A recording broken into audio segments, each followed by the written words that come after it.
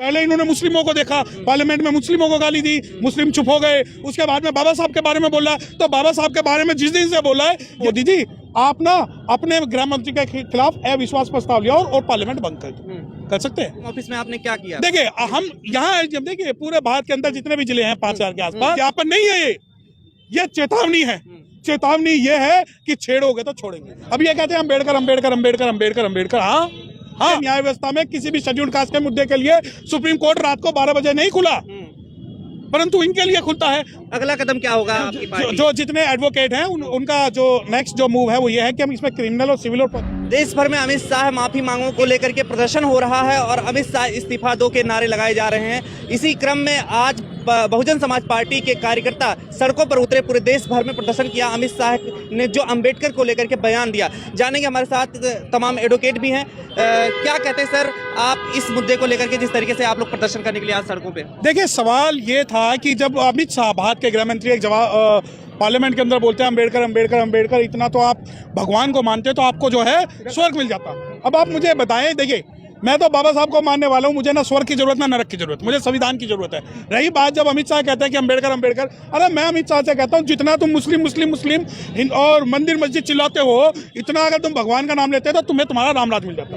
और हमें तो रामराज की भी जरूरत नहीं, क्योंकि पार्लियामेंट के अंदर इस प्रकार की जो भाषा है और बहुजन समाज को बाबा साहब को टारगेट करते हुए, यकीन मानिए कि बाबा साहब को टारगेट करना अमित शाह ही नहीं परंतु मोदी को भी भारी पड़ेगा। और आज जो ये प्रदर्शन बहुजन समाज पार्टी ने, यह केवल ऐसा नहीं है कि नन्नगरी में हुआ है, पूरे भारत में जितने जिले हैं हर जिले के अंदर आज अमित शाह के खिलाफ जो है ज्ञापन दिए गए हैं। और ज्ञापन देने का मकसद सिर्फ ये है कि बहुजन समाज के जो लोग हैं वो सोए हुए नहीं है, वो कब्रिस्तान में लेटे हुए नहीं है, वो जो कुरेद के देखते हैं ना, तो मैं आपको बता दूं छेड़ोगे तो छोड़ेंगे नहीं। अब ये कहते हैं अम्बेडकर अम्बेडकर अम्बेडकर अम्बेडकर अम्बेडकर।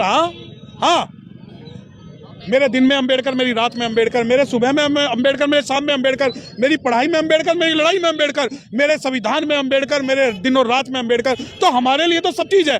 तुम्हारा स्वर्ग तुम्हें मुबारक, तुम्हारा नरक तुम्हें मुबारक, तुम्हारा भगवान तुम्हें मुबारक, तुम्हारा रामराज तुम्हें मुबारक। हमें तो संविधान को मानने वाले संविधान राज चाहिए जो बाबा साहब डॉक्टर भीमराव अम्बेडकर साहब ने बनाया। और रही बात, ये भाषा है आपकी, ये भाषा है कि जिस भाषा से आप अम्बेडकर अम्बेडकर कह रहे हो, यकीन मानिए कि अगर ये भाषा आप पार्लियामेंट के बाहर बोलते और कोई भी स्टेटमेंट अगर आप पार्लियामेंट के बाहर देते तो कुछ रुख जो है दूसरा हो।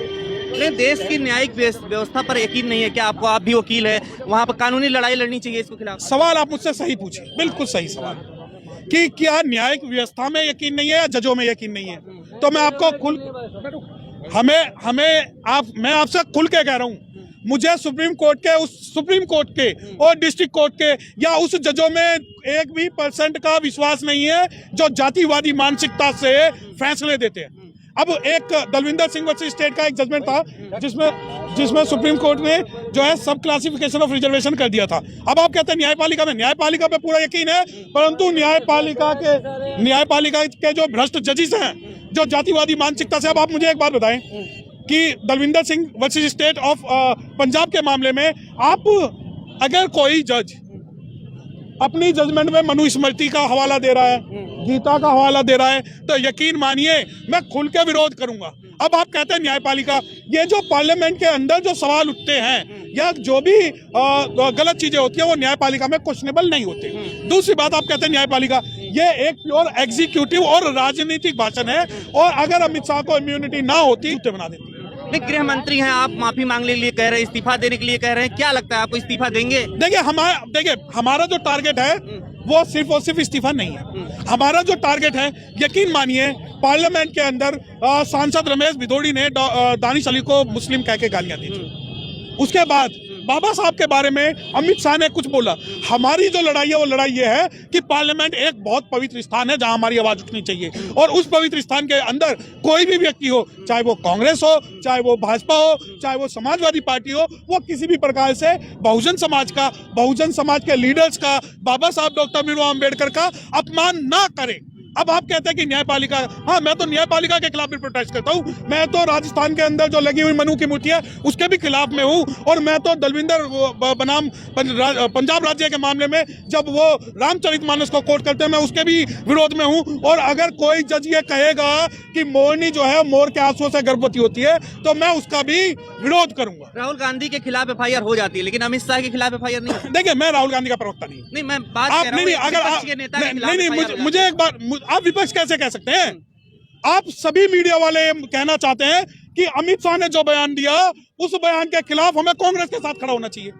राहुल गांधी दूध के दूल्हे हैं। राहुल गांधी भारत जोड़ो यात्रा करते हैं, भारत न्याय यात्रा करते हैं, पूरे भारत में पैदल घूमते हैं। किसी भी बाबा साहब की स्टैचू पे माला चढ़ाते हैं राहुल गांधी?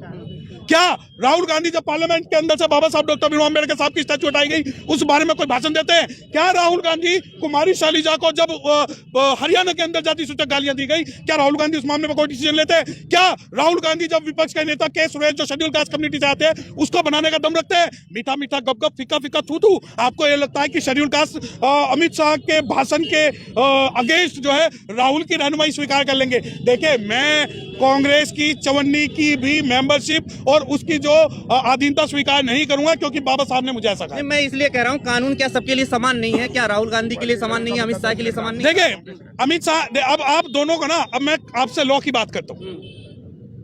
अगर आप मुझसे एक राहुल गांधी के एडवोकेट की तरह सवाल पूछते तो मैं बता दूं कि वहां धक्का मुक्की हुई है, चोट लगी है जो कि फिजिकल दिख रही है, वो बात दूसरी है, वो बाल बराबर चोट है या वो बहुत बड़ी चोट है। और अगर आप अमित शाह के स्टेटमेंट की बात करते हैं तो यहाँ तो भारत की जो राष्ट्रपति है वो खुद कहती हैं कि अनुसूचित जाति जनजाति के जो कई लोग हैं वो आज भी जेलों में सड़ रहे हैं। तो जो न्याय व्यवस्था है ये आज तक पूरे भारत के न्याय व्यवस्था में किसी भी शेड्यूल कास्ट के मुद्दे के लिए सुप्रीम कोर्ट रात को 12 बजे नहीं खुला, परंतु इनके लिए खुलता है। तो जब आप दोनों मामले को कंपेयर करते हैं तो देखिए मैं ना तो राहुल गांधी के धक्का मुक्की के समर्थन में हूं ना ही अमित शाह के स्टेटमेंट के समर्थन में हूं।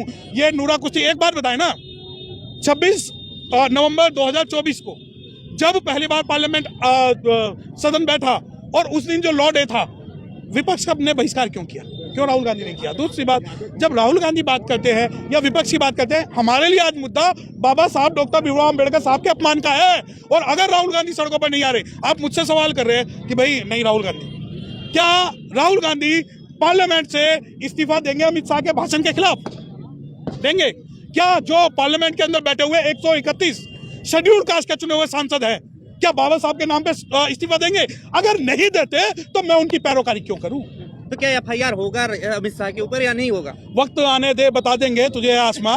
हम अभी से क्या बताएं, क्या हमारे दिल में है? हमारा मकसद एफआईआर कराना नहीं, हमारा मकसद उन्हें सबक सिखाना है ताकि इतिहास याद रखे कि उनके पुरखों ने कभी पार्लियामेंट में ये बात बोली थी और उसकी वजह से एसडीएम ऑफिस आप आए हैं ना, एसडीएम ऑफिस में आपने क्या किया? देखिए हम यहाँ जब देखिए पूरे भारत के अंदर जितने भी जिले हैं 5000 के आसपास, लगभग हर जिले के अंदर जो है बहुजन समाज पार्टी ने आज ज्ञापन दिया है। और ज्ञापन नहीं है ये चेतावनी है।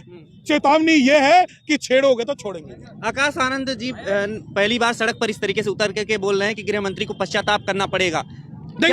देखिए आकाश आनंद जी पहली बार नहीं, ऐसा कई बार मेरे नॉलेज के हिसाब से कई बार बोला है। परंतु आज जो पॉजिटिव चीज है वो ये है कि आज बहुजन समाज के युवा भी आकाश आनंद जी के साथ लगे हुए हैं। और पॉजिटिव चीज ये है कि आज बहुजन समाज पार्टी जिसे दिल्ली में कहते थे खत्म हो गई, कोई अस्तित्व नहीं है, सड़कों पर नहीं आती, इनके कार्यकर्ता नहीं है, वो सभी लोग आज सड़कों पर थे। और सिर्फ किसी राजनीतिक कारण से नहीं थे, वो सभी इस कारण से थे कि बाबा साहब डॉक्टर भीमराव अम्बेडकर साहब का अपमान हुआ है और उस अपमान का बदला लेने के लिए यह बहुजन समाज पार्टी के सिपाही तैयार है। और यकीन मानिए मुर्दों की बस्ती में आवाज देने से मुर्दे नहीं खड़े होते, परंतु जिंदा लोगों की बस्ती में अगर आप आवाज दोगे तो तुम्हारी नस्लें भी बदल। मोदी जी भी तो साथ खड़े हैं ना, मोदी जी भी सफाई दे रहे हैं, एक तरीके से सपोर्ट कर रहे हैं कहीं ना कहीं। देखिए आप मैं आपको एक बात बता दूं, मोदी हो या राहुल गांधी हो, मेरा विरोध दोनों से है।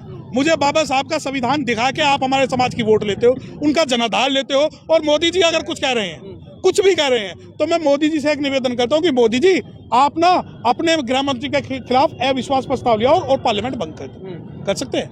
नहीं होगा ऐसा। कर सकते हैं। आप एफआईआर की बात कर रहे हो, मैं यकीन मानिए अगर पार्लियामेंट में सिर्फ 2 ही समय ऐसे थे, एक बाबा साहब डॉक्टर भीमराव अम्बेडकर साहब का समय और बहन कुमारी मायावती जी का समय, जब बहन कुमारी मायावती ने ना बोलने के कारण पार्लियामेंट से इस्तीफा दिया था और बाबा साहब ने हिंदू कोड बिल पर अपनी बात रखने के कारण जो इस्तीफा दिया था। और अगर आज पार्लियामेंट में अगर 10 बच्चे भी बहुजन समाज के और बाबा साहब के जिंदा होते ना, पूरे पार्लियामेंट का नक्शा बदल देते। लेकिन दलित सांसद तो हैं तमाम। नहीं, जो 131 जो पूना पैक्ट की जो नाजायज औलादे हैं, मैं उन्हीं से हाथ जोड़ के निवेदन कर रहा हूँ कि आप इस्तीफा तो दो, समाज आपको सर पे बैठा के रखेगा। परंतु आज ये बात साबित होती है कि वो लोग ना तो बहुजन समाज के प्रतिनिधित्व हैं, ना जो शेड्यूल कास्ट कम्युनिटी के प्रतिनिधित्व हैं, वो सिर्फ और सिर्फ मलाई खाने के लिए जो है। राष्ट्रपति जी से क्या कहेंगे, जो एक कह रहे थे कि राष्ट्रपति जी तो इस तरीके से समुदाय से आती हैं? देखिए, मेरा जो सिंपैथी है वो मेरी राष्ट्रपति के साथ है, क्योंकि वो राष्ट्रपति चाहे वो आदिवासी समाज से आती हो, परंतु जब उन्हें नई पार्लियामेंट के अंदर नहीं बुलाया गया, जब उनका जो उनकी इंटेंशन है उसे लागू नहीं किया गया, तो वो क्या कहेंगी। दूसरी बात, हमें नॉमिनल जो है राष्ट्रपति, आपको कभी गूगल सर्च करना आता हो तो KR नारायणन साहब का जो है नाम सर्च करना। हमें नॉमिनल प्रेसिडेंट भारत के अंदर नहीं चाहिए, हमें एक्चुअल प्रेसिडेंट चाहिए। और रही राष्ट्रपति की बात, राष्ट्रपति जो है वो शायद इस मामले में कुछ भी ना बोले। अगला कदम क्या होगा आप वकीलों का या फिर देश भर के जो देखिए, जनता है आपकी पार्टी? जो जितने एडवोकेट हैं उनका जो नेक्स्ट जो मूव है वो ये है कि हम इसमें क्रिमिनल और सिविल और प्रोसीडिंग्स जो इनिशिएट करेंगे। और रही बहुजन समाज पार्टी की बात, तो बहुजन समाज पार्टी जब तक सड़कों पर रहेगी, जब तक कि इन जैसे लोगों को ही हम जो है सोच और मानसिकता नहीं बदलेंगे। क्या ये एक बयान ये काफी है, इनकी कोई मंशा भी है इसकी? नहीं, ये मनसा है। ये देख रहे हैं कुरैद के बहुजन समाज के लोगों को कि कहीं ये जागे हुए हैं, सोए हुए हैं। ये गृह युद्ध लागू करना चाहते हैं। पहले इन्होंने मुस्लिमों को देखा, पार्लियामेंट में मुस्लिमों को गाली दी, मुस्लिम चुप हो गए। उसके बाद में बाबा साहब के बारे में बोला, तो बाबा साहब के बारे में जिस दिन से बोला है, यकीन मानिए भारत के हर कोने में आपको कोई ना कोई बाबा साहब डॉक्टर भीमराव अम्बेडकर का फोटो लेकर खड़ा मिलेगा और सब ये कहते हैं कि मैं भी अम्बेडकर। तो जब ये है, ये एक एक्सपेरिमेंट है। ये इन्होंने 2 अप्रैल 2018 का एक्सपेरिमेंट देखा, जिसके अंदर हमने SC/ST एक्ट को जो इन्फेक्चुअस करने की जो बात थी, उसे जो हमने पुनः लागू करवाया। और उसके बाद जो अब है, अब जो ये बाबा साहब का जो स्टेटमेंट है, उस स्टेटमेंट के बाद में ये समाज को कुरेदने की कोशिश कर रहा है कि इस समाज की प्रतिक्रिया क्या होगी। और यकीन मानिए, ये समाज कल भी जिंदा था, आज भी जिंदा है और कल भी जिंदा है। अंतिम सवाल ये है कि क्या अगर माफी मांग लेते हैं अमित शाह जी तो मामला शांत? नहीं, हमारी लड़ाई माफी की नहीं है।